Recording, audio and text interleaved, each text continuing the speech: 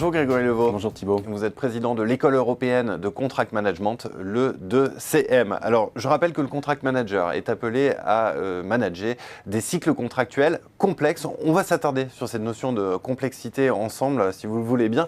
Alors, déjà, cette complexité, quelle définition le Contract Manager que vous êtes peut en donner? Je voudrais d'abord dire en introduction que le mot complexité, il est aujourd'hui très galvaudé. Il est notamment confondu avec compliqué, ce qui n'a rien à voir. Ce qui est compliqué, c'est l'horlogerie suisse ou un moteur de voiture. Si on le démonte, on pourra toujours le remonter avec la bonne expertise. Mais ça n'a rien de complexe. Ce qui est complexe, c'est la mayonnaise. On va mélanger l'œuf, la moutarde, l'huile, les différents condiments, et le résultat final sera complètement différent de chaque élément pris séparément dans son goût, sa texture, sa couleur, etc. Donc on ne pourra plus dissocier ni reconstituer les éléments, et finalement c'est ça la complexité en très bref.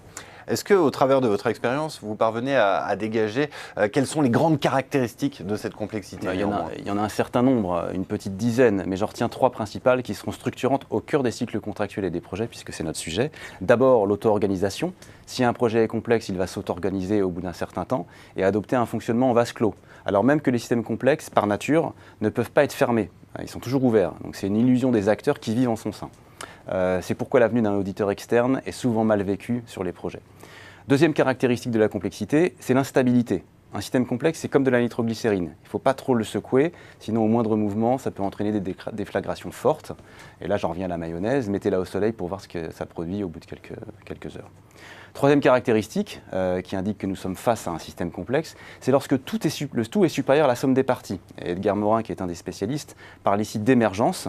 C'est une des qualités propres au système qui se dégage, alors que les éléments qui le composent ne possédaient pas une telle qualité à la base. Ici, c'est l'interdépendance de ces éléments qui va servir de moteur à l'émergence en question.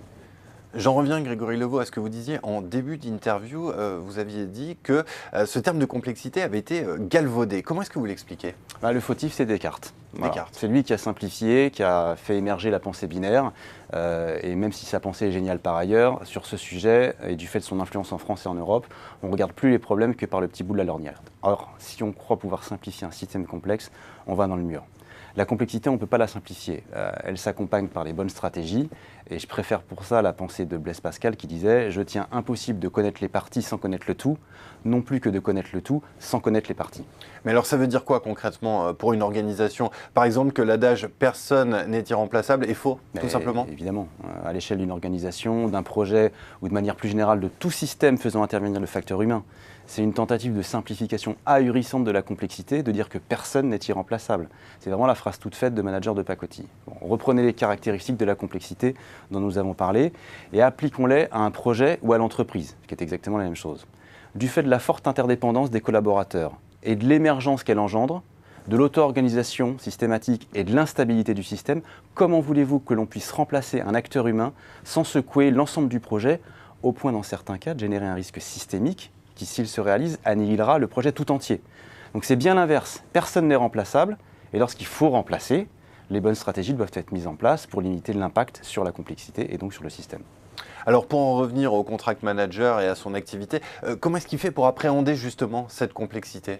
D'abord, le contract manager connaît l'ensemble des caractéristiques des systèmes complexes, si bien qu'il ne lutte pas contre la complexité, mais il apprend à travailler avec, en déployant des processus à la fois très agiles, parce qu'il faut être flexible, et des outils qui faciliteront la résilience des systèmes lorsqu'ils seront malmenés, ce qui se produira nécessairement au cours d'un cycle de vie contractuel. Donc la stratégie des risques, c'est un de ces outils, parmi d'autres, avec un double focus sur les risques négatifs, les menaces des systèmes, mais également tous les risques positifs générés par la complexité, les opportunités. Grégory Levaux, merci beaucoup pour cet éclairage sur cette définition de la complexité, ce qui va permettre, je l'espère, de prendre de la hauteur et donc de contourner les difficultés et les erreurs. Merci encore. Merci.